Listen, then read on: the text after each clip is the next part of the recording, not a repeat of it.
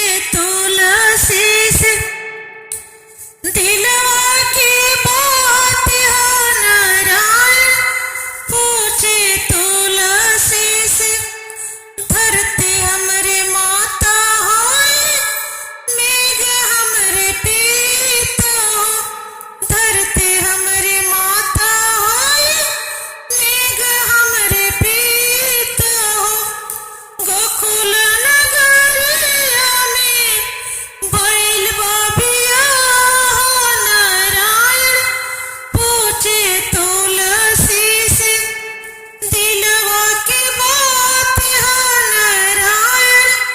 पूछे तुलसी से केकरा है नामक सिंदूर, केकरा है नामक सिंदूर, भरेलू तो मांग हो नारायण। पूछे तुलसी से दिलवा की बात हो नारायण।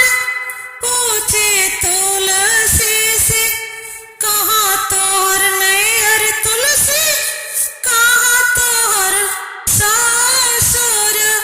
कहाँ तोहर नैहर तुलसी, कहाँ तोहर सासुर। के ही जहाँ तुलसी स्वामी जी तोहार हो नारायण।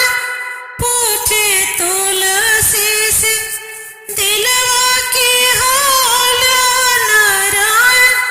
पूछे तुलसी से दिलवा की बात हो नारायण। पूछे तुलसी से गंगा तीर नैहर हमरे, जमुना तीर सासुर। गंगा तीर नैहर हमरे, जमुना तीर सासुर। कुंवर कन्हैया हमें स्वामी जी हमार हो नारायण। पूछे तुलसी से